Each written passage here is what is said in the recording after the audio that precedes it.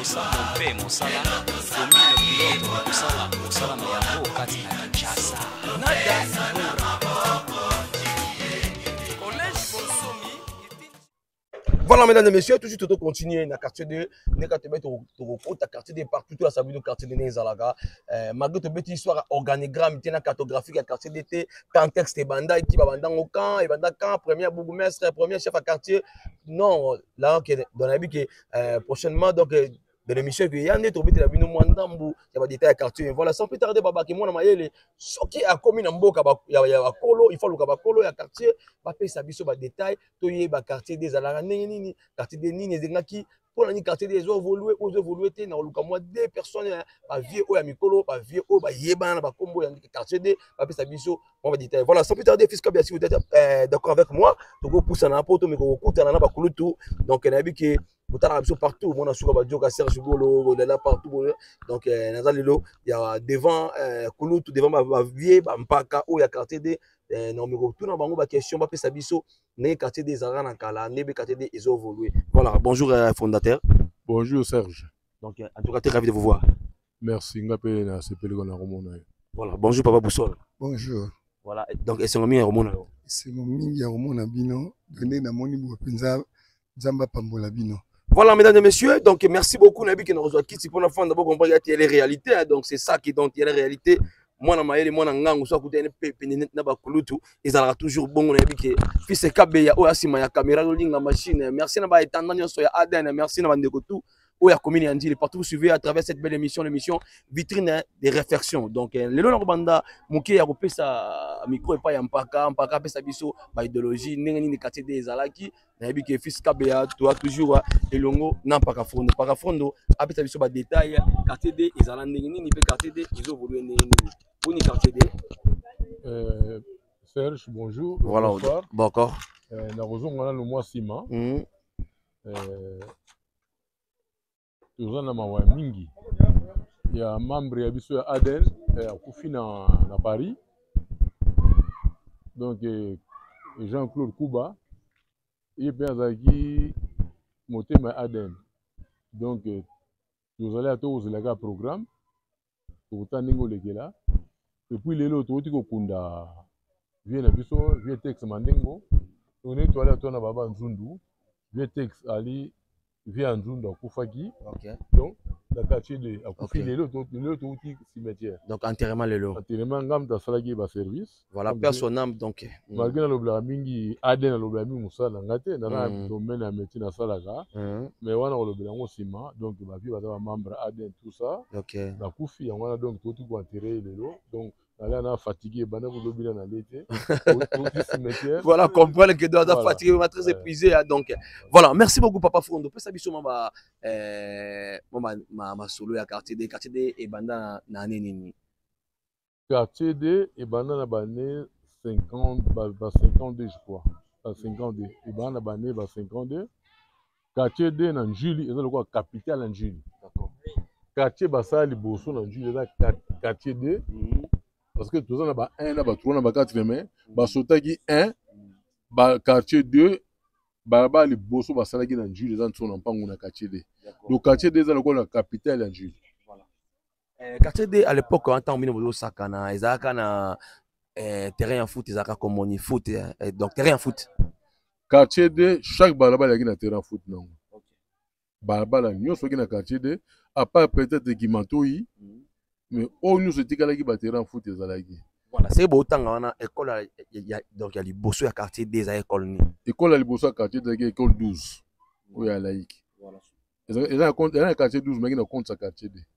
Donc école biso tanga, biso do fungola école ya son empango. Voilà. Nabi que quartier D où misi bato belé, c'est qui bozo kola. Nabi que ozaki pe moko ya ancien joueur moko ya bato basaki kombo na commune Andili. Pe ça biso na no ba détail ba sango. Quartier D nini banda ko régner mais quartier D mingi zaki sport pardon classe foot bien maramier déjà bien ko régner mais na quartier D. Na quartier D bene le goza ko régner na li goza fanatique te ezaki makonga. Makonga ana bonja mo basangana ki ba bengo mabonza.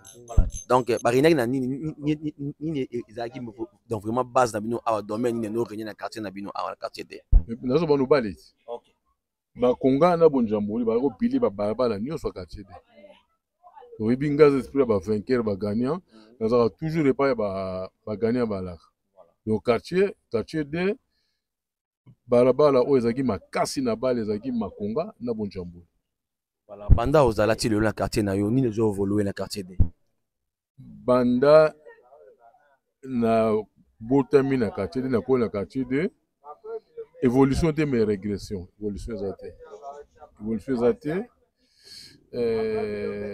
batu bali ko se prendre en charge te désolé batu baza fainéant nazo ba général hein batu baza ba fainéant mais baza na ba idée malamu pe peut-être mais les musu bengi mboko ezo memela ba makambo ngo bo ba musu ba be bazo baisser ba bras mais na sengi na bana quartier de gâté na sengi na ba parce que ana olobelanta que na komi na Aden balamoko na sengi na banjilo nyonso ba baisser ba bras te la vie eza combat donc mutu nyonso a dépris na ndenge na ye mais ele otopekisi muyibi na kindumba. Voilà, par rapport na quartier de ba oyo ba pesaka bino ndenge bokenda sango ne boyebanaka ezalaka mpona foot yango abenga bino quartier Bilombe je pense. Voilà. Voilà. Merci beaucoup. Donc, il y a bien qui monté fiscal bien, mais retourner sur côté na ngamu na le boko na moi si. Donc, pas la ils a le boko ami bali na comme papa Boussole. Donc, il y a Boussole. Nenge fondé à lobby que non quartier Bilombe, les quartiers des quartiers où kenda sango quartier au mingi vraiment yebanaka na matali foot. Est-ce que yoko baksani ni na lobby? Bon, nakoki kobakisa penza maloba mingi te parce que mingi alobi yango nakotiaka ba complément que omoni armée di sali oza balabala babinga mangobo omoni pipinis lere ya kosuka na mangobo etourné wana prison ezalaki na armée di sali place wana. Voilà za mke nando mke malembe pipinis azalaki nani bourgmestre bien chef la souda bien là comme ça des zones. Non, pipinis ezalaki bis ba bis ezalaki ba pipinis wana lokola ba lokola net ba OTCZ ba nini ya mike ezalaki wana mais na koloba boye quartier D ezalaki na bati gangi trop ba yanke ya danger bazalaki ba vie mosengo ba grande gazer do ba isa belé moyena tanga penza sa te do ba yanke bazalaki so côté na quartier D po bima so ko yoko twa mwasi awa o bima chez nous ti na frontière to ya kolinga te ba joba momi na biso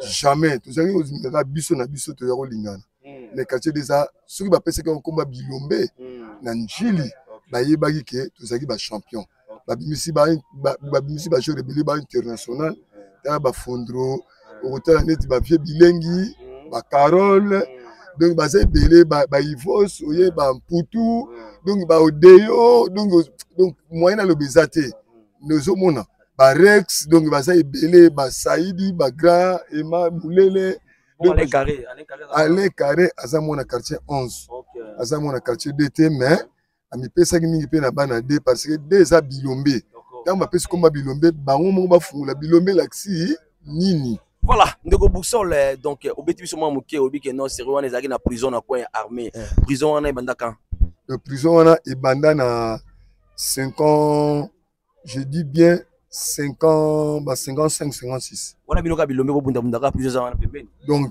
prison ezaki place wana parce que mbila azalaki soka kangiyo akangi yo moko kutu okokima te okotosa yo moko okende ti na ndenge okende parce que en tout cas discipline ezalaki kala discipline ezalaki makasi atoza yanke soki omoni soda amikitisi na normal jamais ba komenase ba soda net bana lelo bazobanga ta bakolo te nini te donc souci mingi ndenge moninga na ngauto lobake passe eza ya solo ni passe yango biso moto za kolukango ozomona passe eza biso moto kolukango mais surtout sangani toza bon moko na banzi tokokosisa passe yango. Voilà, tout le monde est sur le plan sécuritaire quartier D est-ce que ça na sécurité normale ou est ça na sécurité vraiment té na quartier D o sécurité na lelo sécurité zati sécurité penze zati donc ba petit on dirait ba komi ba chef donc